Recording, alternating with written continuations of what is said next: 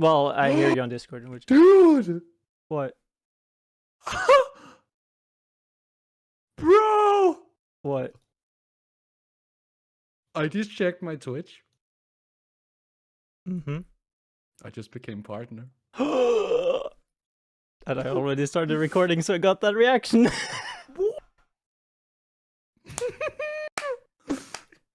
This is insane. I've been working like almost a year for this. Hey, congrats. This is insane to me. Hey. Oh, how crazy is that? How crazy is that? Live or well, recorded reaction, I guess. Recorded reaction. I'm glad you got that. Welcome everybody to a little bit of an experimental video, I guess you can say. We're here with Valdemar1902.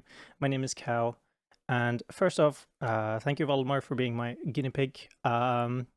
First of all, congrats on getting a partner, as we just found out. Wow. Yeah, well, thank you. No, that was a surprise for sure. First of all, Valdemar, your name is Valdemar because your name is Valdemar, and 1902 is because you were born in 1902, or? There are some people saying that, yes. There have been like rumors back from when I started streaming that was indeed the case, and then some other people also made up the reasoning to be because I ran this APM counter. It was super high, so it must have been my max APM at some point. That was also a funny one. Yeah, no, it's just my birthday. It's 19th of February. Good to know. It's pretty simple. Yeah, I mean, but it's funner to think you're almost like 100 years old, right? And yeah, being pretty high. I don't blame them. Yeah, well, I'm 100. Yeah, I witnessed the birth of the video, not the video games. So I know a little bit from interacting with you on stream. You're kind of into coffee. So what coffee did you have this morning? Costa Rica from my local coffee dealer, I would say. He's from Denmark just as me, but he taught me how to do barista things. And he runs this coffee thing, cutting out the middleman. So he does his own roasting, and then the coffee is from Costa Rica. So that's pretty much the procedure. He imports it straight away. It's pretty cool. It's pretty. I mean, for everybody wondering, no, we're not actually talking about drugs here. This is actually coffee. Although it is coffee. Although it does sound like a drug dealer. I guess you could say it's performance enhancing in some sense. I mean, getting coffee was probably a little bit hard when you were in the military, though. Because how long were you there for? About half a year? Almost, yeah. Half a year almost. And as for coffee, I mean, I was still home on some weekends, so I was doing my streaming and so on, but not as much. And that's where I would get my coffee. I mean, in the military, though, you were... what was the fondest memory, I guess? I mean, crawling around in the bushes, in mud, knee-deep. Oh... Fondest memory. I think it might have been during a 5-day long. We did this exercise where we were basically just dug in for 5 days, and then like at 2 a.m. in the morning, my my platoon leader, the lieutenant, premier lieutenant in the Danish military, came into the foxhole with me, and he basically just started telling me how he would really like to see me as a colleague, doing something as an officer as well, which was, heartwarming because it felt like the biggest approval that I could have gotten, and not many people got that talk with him as far as I know. So that meant a lot to me. I think if you were talking more practical, I think another night we were doing an exercise in February, no, early March. We had minus 18 degrees Celsius, and sitting from 2 till 4 in the morning in those degrees, just looking out in some pitch black forest doing your guard duty, that was pretty cold. Minus 18 degrees. I mean, yeah, very, very cold for sure. I mean, that's also a fun memory. I mean, it must be a little bit nice, right? You're in the middle of the forest, it's snowing, you can almost just hear the snow actually just hitting, and it's just completely silent. Yeah. Well, there's something to that for sure. And I mean, in the military, you get a little bit of a discipline, and I've kind of got the impression that you've been a little bit disciplined from before because you were a janitor at your local school for a while, and getting up at I don't know how early in the morning. I think I got up at 3:30 a.m. in the morning to go and clean up a school. I had like my own area in the school. I did like 4 or 5 hours in the morning from like I think it was 4 till 9 in the morning. But the cool thing was then I could just get to stream for the rest of the day. So it kind of worked into my favor because I also like to wake up early anyways. So Now, yeah. I mean, considering you're able to keep that job, I don't know, and getting up at those early hours, I feel like you gotta be a morning person. I didn't used to be, but you can teach yourself those things. Mm. You can. But speaking of streaming a little bit as well, right? We talked about this a little bit before in private, and it's like you've been streaming for how long now? A year about? About 9 months, I think. I started like I think it was the 3rd of October 2022. Oddly Yeah. specific. Yeah, I remember it very, very fondly because the 5th of October, Lash, who's another AoE4 streamer, German one, he rated me with 150 viewers. The first day I had 7 average viewers, which was already a lot for me. 7 is quite good for the first stream. Yeah, that is. Second stream was 40 viewers on average. Third stream was, you know, maybe 90, 80 viewers on average because of that raid. And people stuck around. And that was also the time where Crackety started coaching me. Donardi came around. Core came around. These people didn't know me at all. I didn't know them at all. But, you know, I just recognized them as being good players. And they started coaching me on the stream. And the coaching wasn't, oh, you should probably do this instead and this instead. No. The coaching was just outright flaming of everything I did wrong. They were not holding back. And what I really miss from that is what that really taught you was you got to be able to take like a hit if you want to become good. You want to be a part of this community, you need to be able to, take the jab, take the hit if you are wanting to become better. People are going to make fun of you. People are going to tell you what to do. Some people you have to listen to. The example is those people. I think that's really healthy if you can do that.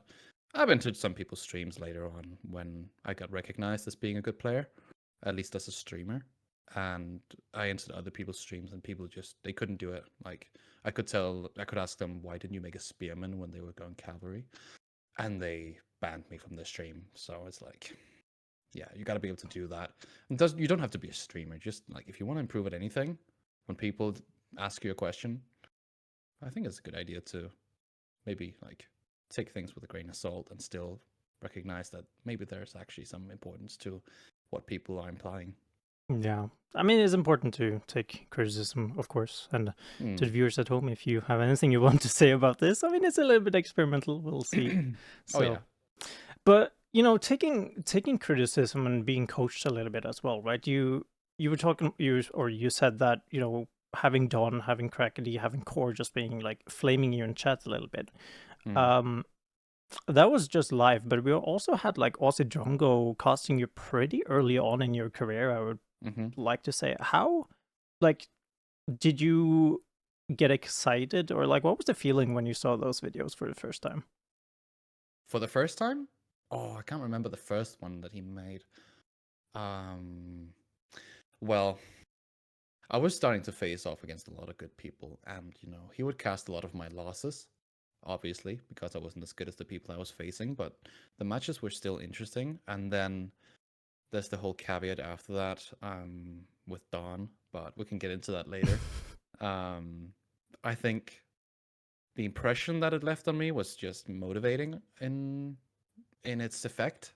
So whenever there was a video being released, I would just get even more excited to go and be a part of the community, to what will you say, make myself bigger, because it feels very, very good when you get the recognition, whether you lose or not.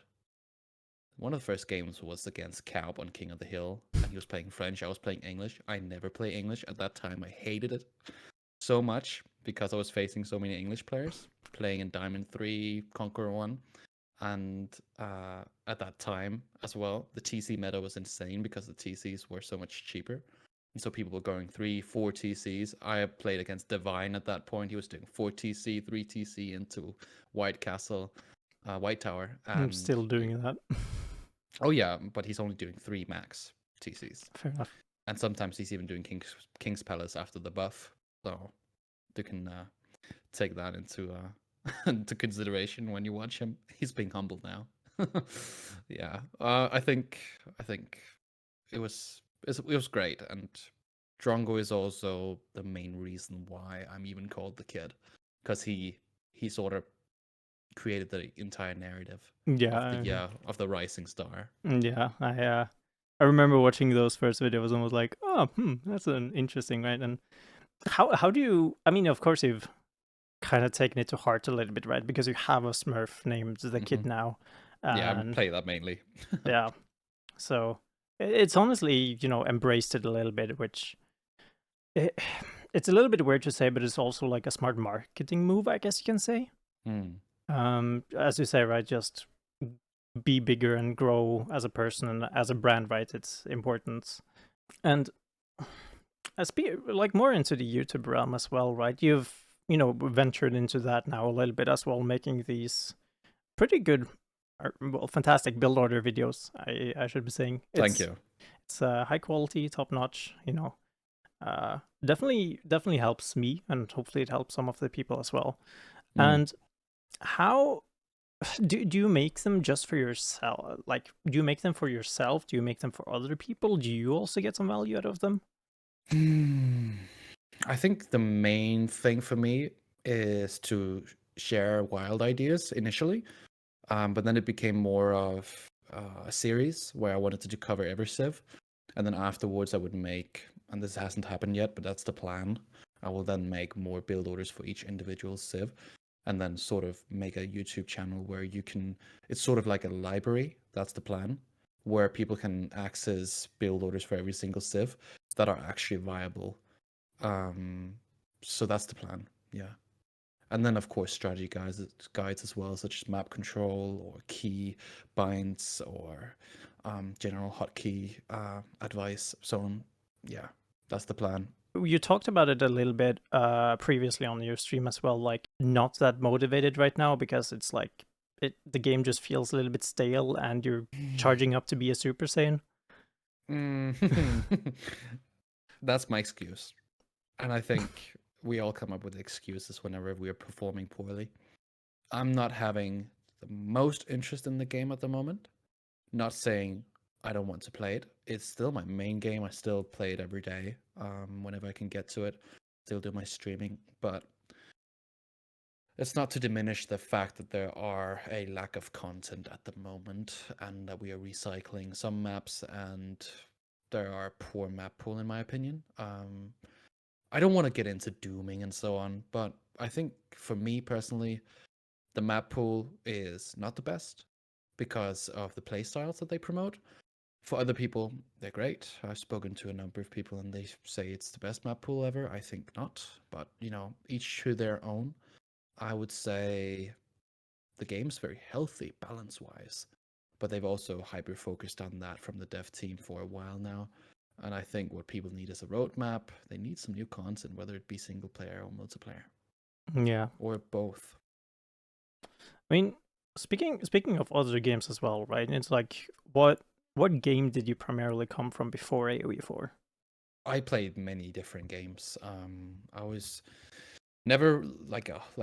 This is my first time I've really focused on a game and not done really anything else. The only thing that I play besides AoE4 at the moment is Battlefield 2042, and that's purely to shoot something when I get too frustrated with AoE4. that's the that's the thought about that. Is there any other competitive games like, you said Battlefield, but more into like CS:GO or Valorant or something like that? I haven't played that many super popular games in that sense. I mean, I've played popular games, of course, like Civ 6 and World of Warcraft and stuff like that, but not, the hyper popular games like Valorant or Fortnite or CS:GO for that matter. I think the main games that I came from before RTS wise was Warcraft 3 and COH 2, Company of Heroes 2. I played that quite a lot. I have about the same amount of hours in it that I have in AoE 4. So I was doing pretty well in that game, but I never took it as seriously as I did with AoE 4. Yeah, I mean, it's more like it's more coming home from work and then just relaxing. But now, again, Yeah. right? I I want to say full-time streamer, but as of right now, you're currently being a tourist guide. Uh, I do a semi full-time job besides streaming.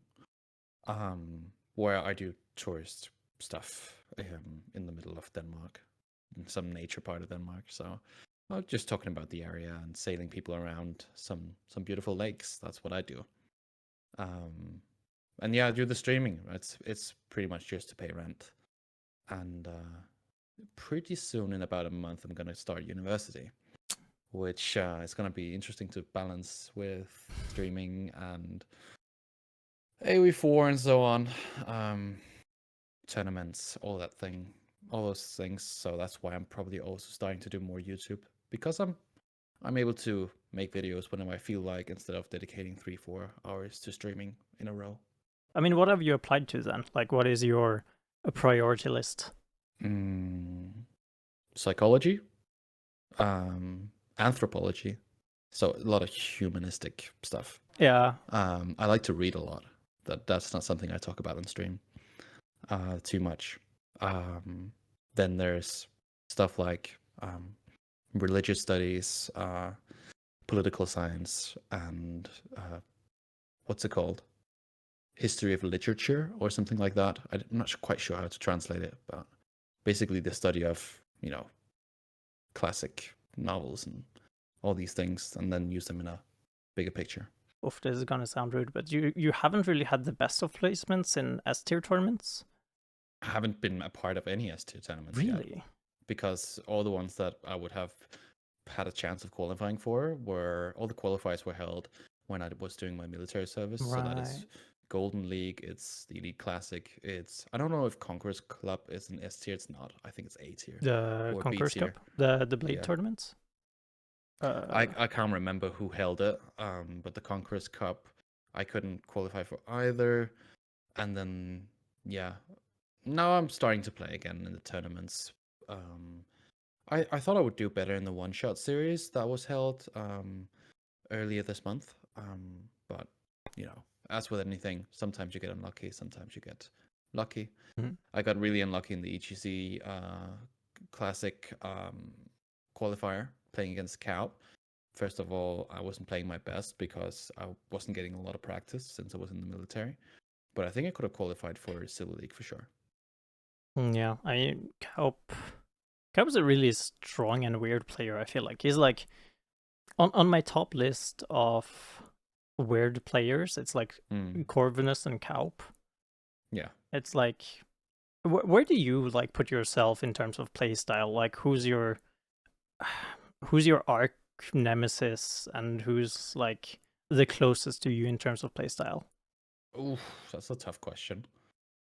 I think I've switched a lot. I used to play a lot more passively, and especially during the military service. Aggression comes from practice, I think, and so playing more aggressively is definitely why I'm not enjoying this meta so much, because most is just 2GC into fast castle. Of course, it can be punished, but there are some civs that are very hard to punish, such as the English and the Rus.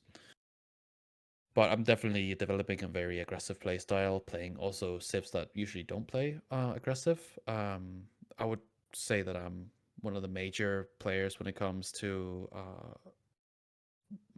making military wing popular. I did that together with Donardi.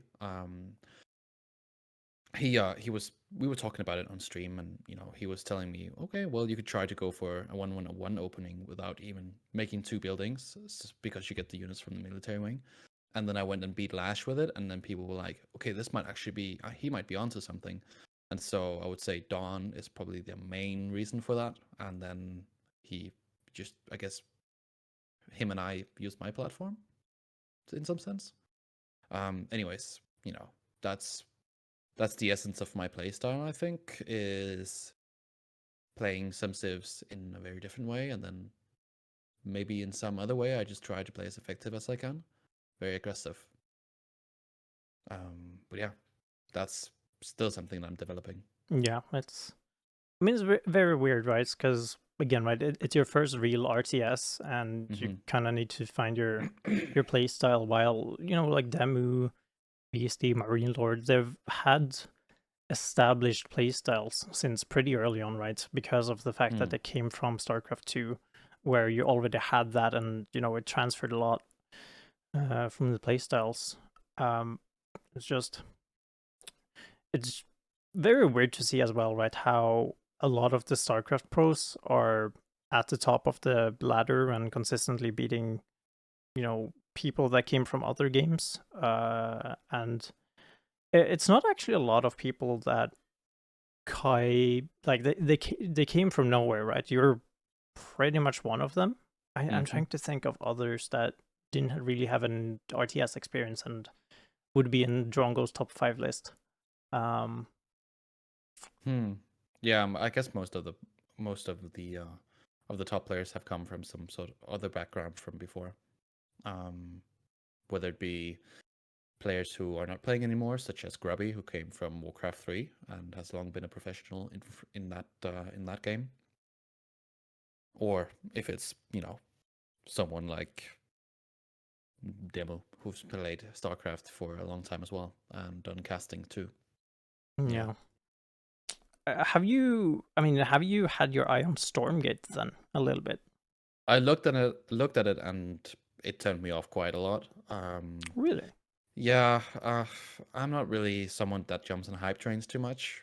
I Smart. would say Stormgate could be good if it releases and it's really strong and mechanically just works. There's no bugs, no nothing, and the game is actually pleasing to me. I'll give it a try for sure. But I don't know. There's a long time till that happens. Yeah. So I mean, ask me again in a year. Okay. Let's schedule it. No, but I mean, it would be stupid not to try, right? It's a free to play game, so why not, right? Yeah, it looks like most people are going to try it within the RTS genre. What is one thing you would probably bring to AoE4, like with a snap of your finger? With the snap of my fingers? It can't be a bug fix or balancing.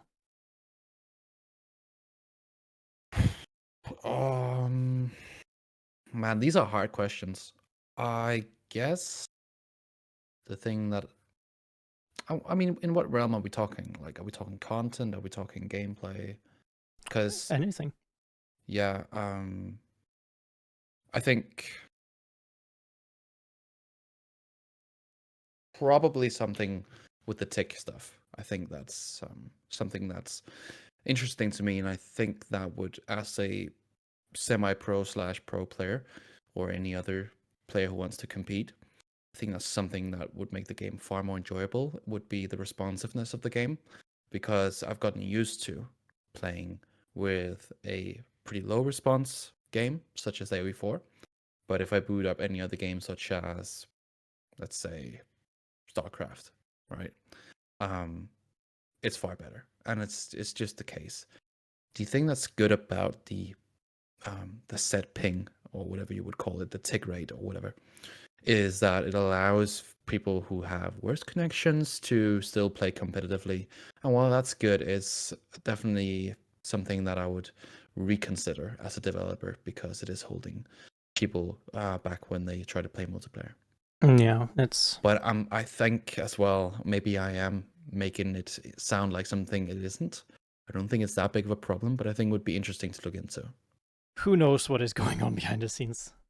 Yeah, we don't know. We don't know. There aren't a lot of information being let out right now, and I think that's also the cause of a lot of frustration. At least for me, I would wish there was some sort of official statements being made about the future of the game of AoE4. Just Microsoft sponsored tournaments, content updates. Maybe a roadmap would be nice, as I said before in this interview.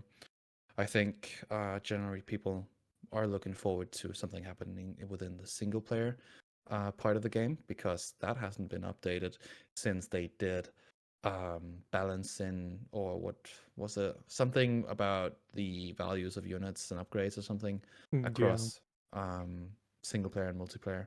But I might be wrong on that. They did something and I can't remember what it was.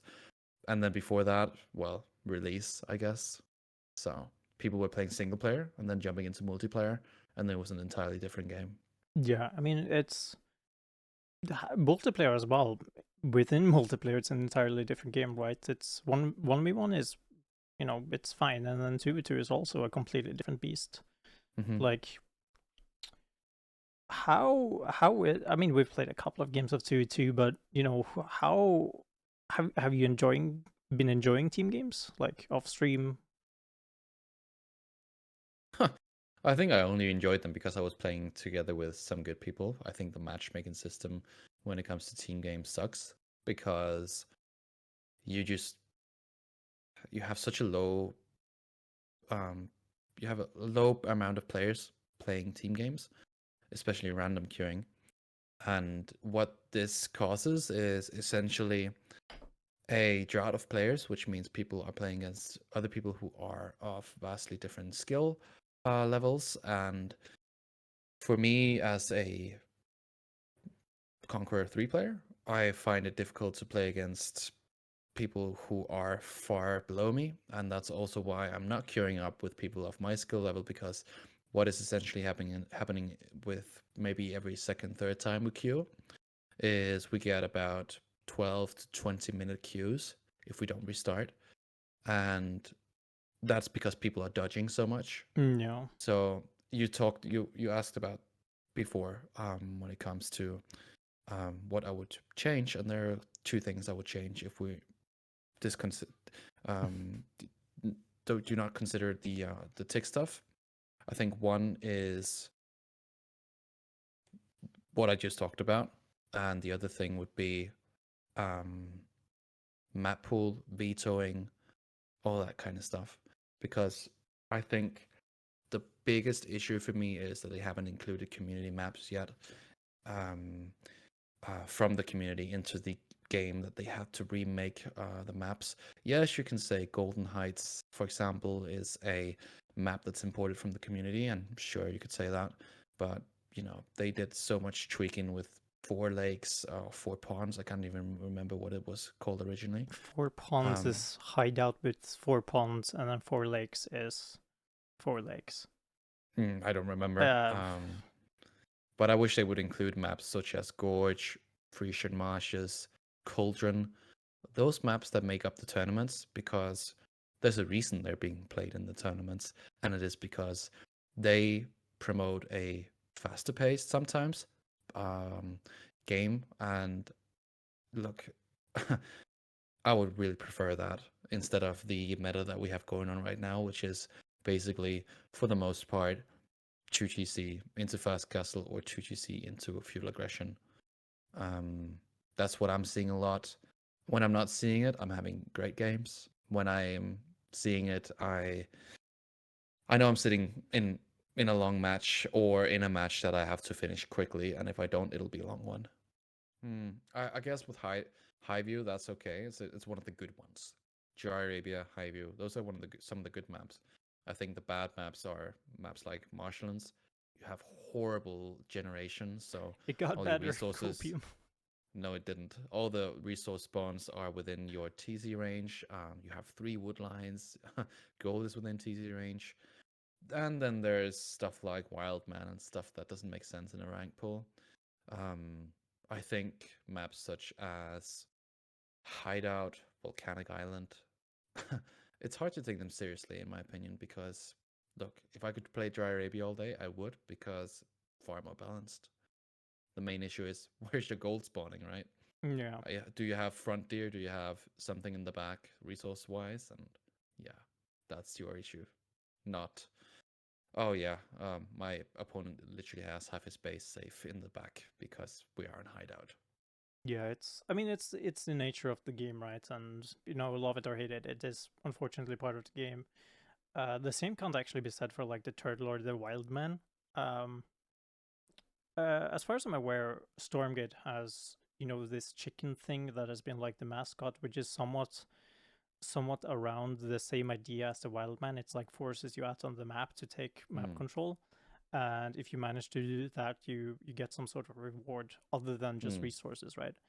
Um, I think in theory, honestly, the Wildman and the turtle is a good idea, but the execution and the lack of balancing or testing, I guess, is kind of just like where it falls flat. Yeah, I'm not sure that it is that big of a problem, but I still think it's weird.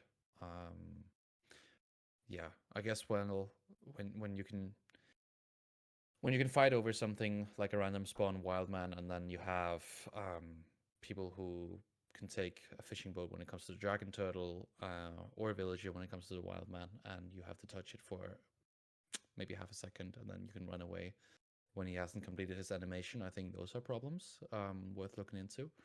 Um, does it have to take longer, or is this just how it's supposed to be? Because I'm not sure it should be like that. But anyways, I'm not a part of the development team. Those are questions you can pose to them. Fair enough. Hopefully, we'll get one of them once. Could be interesting. Yeah, good, definitely. I feel like it's a lack of that, right, with AoE 4. And Hmm. it's super hard to do compared to AoE 2 as well, right? Because we don't have a scenario editor. We we have modding tools, but it's not on the same realm as AoE 2, and it's really hard to test things properly Hmm. in the way you want to. Like, yeah, you can always do it like Age of Noob does, right? Yeah. But it's such a time sink. Yeah, for sure, definitely. It's not something I have delved too much into because it is such a time sink. It's hard to compare stuff. You have the tech tree within the game that doesn't actually tell you anything. You have to go into AoE4 world, look at the unit tab, and then actually try to find the values in there. And I think that's a problem. I think that's something that they could easily implement into the game. Just get in touch with the people at AoE4 world, and yeah, get it set up. Shouldn't be too hard. Shouldn't. Keyword. But Oh yeah. again, like with the testing, how is it? Oftentimes you just like we know this from like Mista, and I think Donardi does it a little bit, where it's like he lays in bed almost, and then thinks of a build order, and then immediately hops into the game and tests it. Is that Hmm. something you sometimes do, where it's just like you have this spark of an idea and you just go test it? I think all pro players and people who are trying to get good does that to some extent.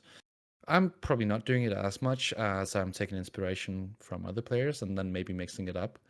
So what I've been doing recently is I've been trying to create this deli build, and where I've mixed ideas from both Donardi and 3DB for a Tower of Victory 2 Mask build.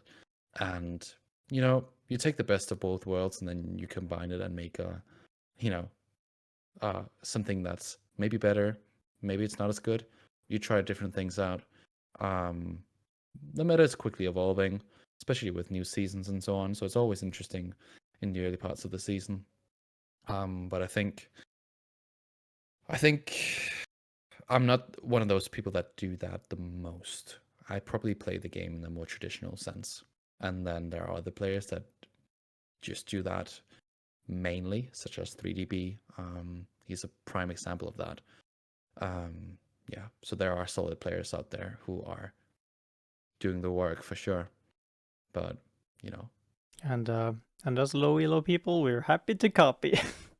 oh yeah, I mean high elo people as well. Like most of what you see is something people have seen somewhere else or have faced. So yeah, I think you could say Matisse Malian cow build is something that I've copied, but in its essence, it's just something people are being made aware of. So it depends on how you put it. Um, it's hard because sometimes you can brand a build, such as back when Malians weren't as popular, and Salami, now called Corvinus, went and did the Saharan Trade Network into Fast Farimba build. Um, back when Musafadi warriors were OP. he basically coined that build, but then people started doing it, and it's like, okay, when is it actually your build? When it's becoming meta, right? Mm. So there's also that aspect of it. Remember, it's just a video game. There's only that many, things that are viable compared to things that are not viable. Uh, Again, right? At which point is a build order your build order, and Mm. when can you patent it and when can you not? Yeah, and I think people have to not worry about that too much. I think people just have to enjoy the game, and then when they see something that's really interesting, when a really good player unveils their strategy in a tournament, I think that's the correct thing to do. Try out the game, have fun with it. I think people should do that instead of restraining themselves or saying to people that they shouldn't do stuff. Because there's been some discussion about that.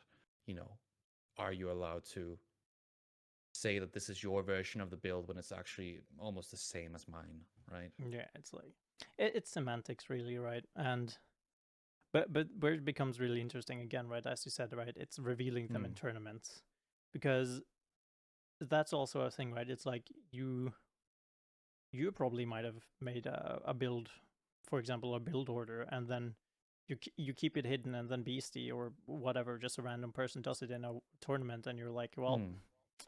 there goes that.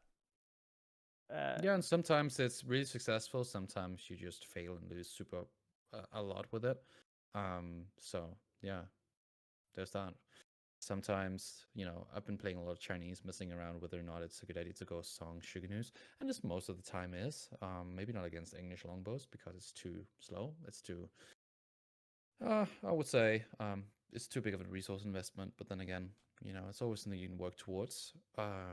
I did a lot of people watched the game that I did against Beastie, where I did a no song opener, where I just went Imperial Academy into 1-1-1 opener. So yeah, that's already a combination of someone else's ideas. I'm thinking about Donardi's 1-1-1 opener with Delhi from like a year ago.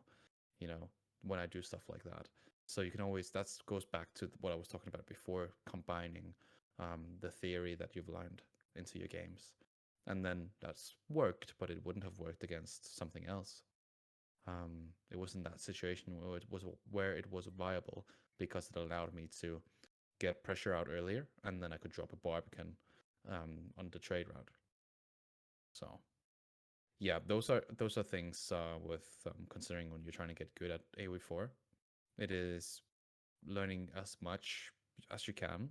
So if you learn a build order, learn the three main build orders, but then also look at games. How are people making variations of that?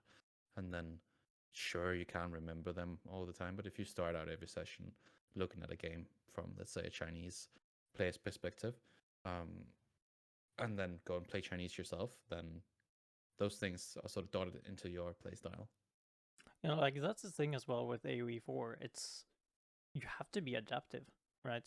Mm-hmm. There's so many variables. Like if you think of specific matchups, right? There's a lot of matchups, but there's also with the landmarks, right? You like the best example probably is the English, right, with the Abbey of Kings and the Council Hall, right? It's two Hmm. very different playstyles, and you can always be like, okay, the best response as X civilization into English is this, but I get then there's just a wrench being thrown into your plans, and it's like, oh wait, it's the Abbey of Kings. Okay, I've Mm. never played against this, Yeah. so you got to think on the fly. Um, which we've seen you do a couple of times, especially in the Warchief Club, where I feel like there was sometimes where it's just like, okay, I guess I'll have to do this now. How Hmm. how how good are you think yourself in those adaptive situations? Um. Yeah, I think I'm pretty good at it. It all comes down to scouting essentially. So you can, I like to call it free map hacks because you have your scout, you can tell what your opponent's doing, and then you just play reactionary. So if you're ever lost, go look at what your opponent's doing, and then do the thing that counters that. So yeah, I think when people they get confused, it is when they're facing something that they haven't faced before, but essentially They just have to rewind back. Okay, what's the basics of this? It's the basic enfilage, spearman, longbow, sorry, archer, horseman counter system, and then you should just build on top of that later on when you get into Castle or Imperial Age. Instead of panicking and then doing something stupid because, oh wow, okay, well, my opponent is playing Abbasid Dynasty, I'm playing Delhi. I can't really do the Ghazi Raiders because they have camels, they have better spears. Well, what do I do? Okay, well, maybe I should go archers because they counter camels. Maybe I should go archers spearmen because that'll be the best way to play this safely, and I can always switch into Ghazi Raiders later on if they're amassing archers and horsemen, for example. Yeah. Yeah, So I think that's something people have to consider is